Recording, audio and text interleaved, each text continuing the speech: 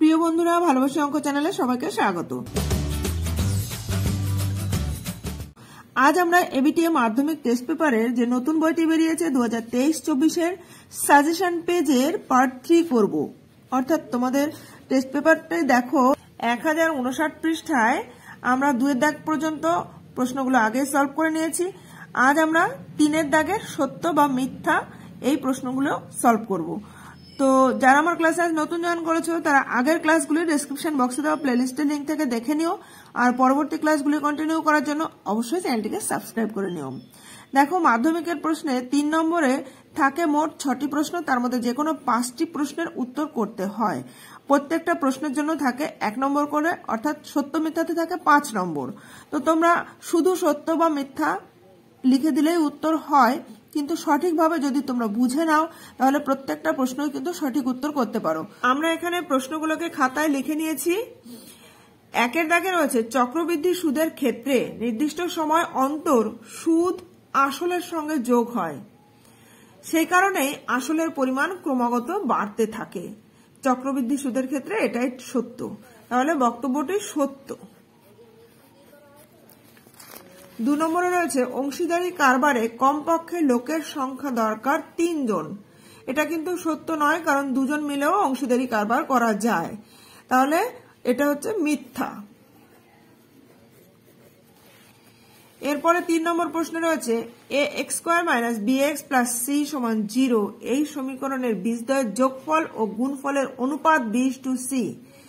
দেখো, আমরা জানি যে কোনো দ্বিঘাত সমীকরণে বীজদ্বয়ের যোগফল হলো -x এর সহগ বাই x² এর সহগ।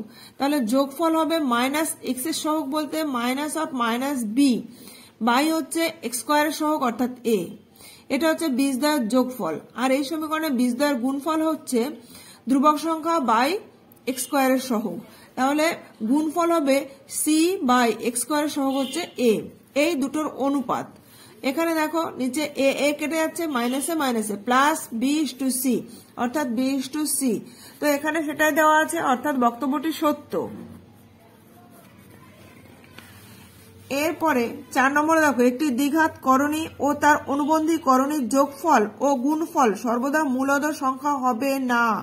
এটা কিন্তু মিথ্যা, কারণ আমরা জানি যে কোনো দ্বিঘাত করণী ও তার অনুবন্ধী করণীর যোগফল ও গুণফল সর্বদা মূলদ সংখ্যা হয়।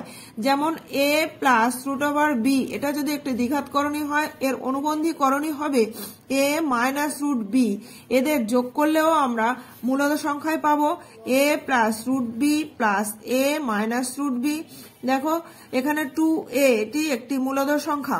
আবার গুণ করলেও a + √b * a - √b। গুণ করলে আমরা পাচ্ছি a² - √b তার হোল স্কোয়ার, অর্থাৎ a² - b। এটিও মূলদ সংখ্যা। তাহলে এখানে বলেছে সর্বদা মূলদ সংখ্যা হবে না, বক্তব্যটি সত্য নয়, অর্থাৎ বক্তব্যটি মিথ্যা। এরপরে 5 নম্বরে দেখো ABCD একটি বৃত্তস্থ সামান্তরিক হলে a কোণের মান 90 ডিগ্রি হবে। তো আমরা জানি বৃত্তস্থ সামান্তরিক একটি আয়তক্ষেত্র হয়। বৃত্তস্থ সামান্তরিক সর্বদা আয়তক্ষেত্র হয়, তাহলে আয়তক্ষেত্রের প্রত্যেকটা কোণের মানই 90 ডিগ্রি হয়, অর্থাৎ ABCD প্রত্যেকটি কোণই 90 ডিগ্রি হবে। তাহলে এই বক্তব্যটি সত্য। 6 নম্বরে রয়েছে অর্ধবৃত্ত অপেক্ষা ক্ষুদ্রতর বৃত্তাংশস্থ কোণ স্থূল কোণ। অর্ধবৃত্ত অপেক্ষা ক্ষুদ্রতর বৃত্তাংশস্থ কোণ, এই যদি একটা বৃত্ত হয়, ব্যাস এখানে এইটা হচ্ছে অর্ধবৃত্ত, তার থেকে ক্ষুদ্র মানে এইটুকু যদি আমরা কেটে নিই, এখানে কোণ অঙ্কন করলে তবে সেই কোণের মান স্থূল কোণই হবে। অর্ধবৃত্ত অপেক্ষা ক্ষুদ্রতর বৃত্তাংশস্থ কোণ স্থূল কোণ, বক্তব্যটি সত্য। এরপরে 7 নম্বর প্রশ্ন দেখো একটি শঙ্কুর আয়তন 112 পাই ঘন সেমি এবং উচ্চতা 21 সেমি হলে ভূমির ব্যাস 8 হবে। তাহলে আমরা জানি শঙ্কুর আয়তন হচ্ছে 1/3 পাই r² h, যেখানে r হচ্ছে ব্যাসার্ধ। তাহলে ব্যাসার্ধ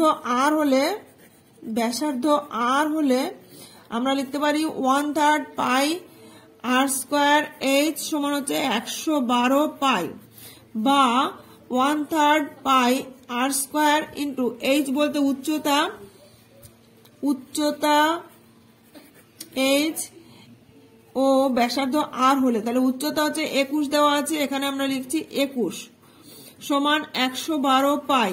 দেখো 3 সাথে 21, বা এখানে r স্কয়ার সমান হচ্ছে 112 পাই বাই হচ্ছে 7 পাই। পাই পাই কেটে গেল 7 দিয়ে, 7 অক্ষে 7, এখানে থাকছে 4, 42, 6 সাথে 42, তাহলে r স্কয়ার সমান 16, অর্থাৎ r সমান আমরা পেলাম 4। তাহলে 2r সমান হচ্ছে 4 দুগুণ 8, অর্থাৎ ব্যাস হচ্ছে 8, তাহলে বক্তব্যটি সত্য। পরের প্রশ্ন দেখো 8 নম্বরে, একটি ঘনকের প্রতিটি ধারের দৈর্ঘ্য 3 গুণ হলে ঘনকটির আয়তন প্রথম ঘনকের 8 গুণ হয়।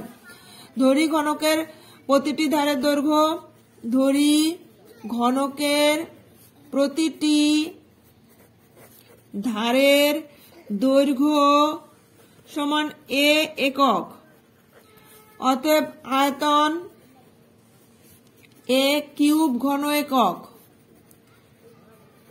এখন প্রতিটি ধারের দৈর্ঘ্য 3 গুণ হলে, এখন প্রতিটি ধারের দৈর্ঘ্য 3 গুণ অর্থাৎ 3a একক হলে আয়তন হবে 3a তার হোল কিউব ঘন একক, অর্থাৎ 3 3 9, 3 9 27 a কিউব ঘন একক। আগে ছিল a কিউব আর এখন হলো 27 a কিউব, অর্থাৎ এর 27 গুণ হয়। এখানে দেওয়া আছে 8 গুণ, অর্থাৎ বক্তব্যটি মিথ্যা।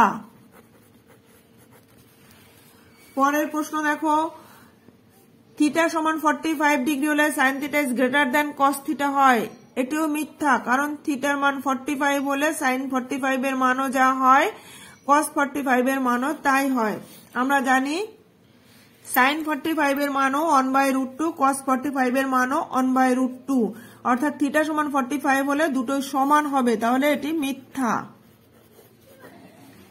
পরেরটা রয়েছে sec theta plus tan theta, এর অনুন্নক হলো sec theta minus tan theta.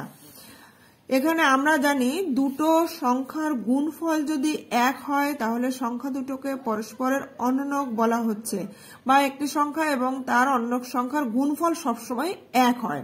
তো আমরা দেখি এই দুটোর গুণফল এক হচ্ছে কিনা। Sec theta plus tan theta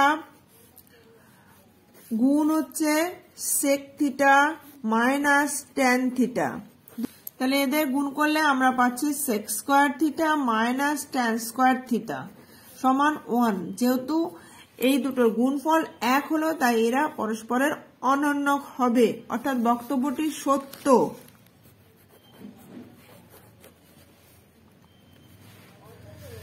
পরের প্রশ্ন দেখো, ক্ষুদ্রতর সূচক ওজাইভ ও বৃহত্তর সূচক ওজাইভের ছেদবিন্দুর ভুজকে মধ্যক বলা হয়। এখানে বক্তব্যটি সত্য, কারণ ক্ষুদ্রতর সূচক ওজাইভ এবং বৃহত্তর সূচক ওজাইভের ছেদবিন্দুর ভুজকে আমরা মধ্যমা বা মধ্যক বলে থাকি, অর্থাৎ বক্তব্যটি সত্য। পরের প্রশ্ন, পরিসংখ্যা বিভাজনে সংখ্যাগুরু মান নির্ণয়ের সময় সকল শ্রেণীর দৈর্ঘ্য সমান নাও হতে পারে। হ্যাঁ, সকল শ্রেণীর দৈর্ঘ্য সমান নাও হতে পারে, কারণ আমাদের ক্ষেত্রে যে শ্রেণী দৈর্ঘ্য h নেওয়া হয় সেটা সংখ্যাগুরু মান সম্বলিত শ্রেণী দৈর্ঘ্যকেই h ধরা হয়, তাই বক্তব্যটি সত্য। আজ তাহলে এ পর্যন্ত রইল। এর পরের ক্লাসে আমরা 4 দাগের প্রশ্নগুলো সলভ করব। তো পরবর্তী ক্লাসগুলো কন্টিনিউ করার জন্য এখনো যারা চ্যানেলটিকে সাবস্ক্রাইব করেনি তারা অবশ্যই চ্যানেলটিকে সাবস্ক্রাইব করে নিও, পাশে থাকা বেল আইকনে অল বাটনটি প্রেস করে দিও, যাতে আমি ভিডিও আপলোড করার সঙ্গে সঙ্গে তোমাদের কাছে নোটিফিকেশন পৌঁছে যায়। ভালো লাগলে একটা লাইক করে দিও, বন্ধুদের মধ্যে বেশি বেশি করে শেয়ার করে দিও। কোথাও বুঝতে অসুবিধা হলে বা ভিডিওটি কেমন লাগলো কমেন্ট করে জানিও।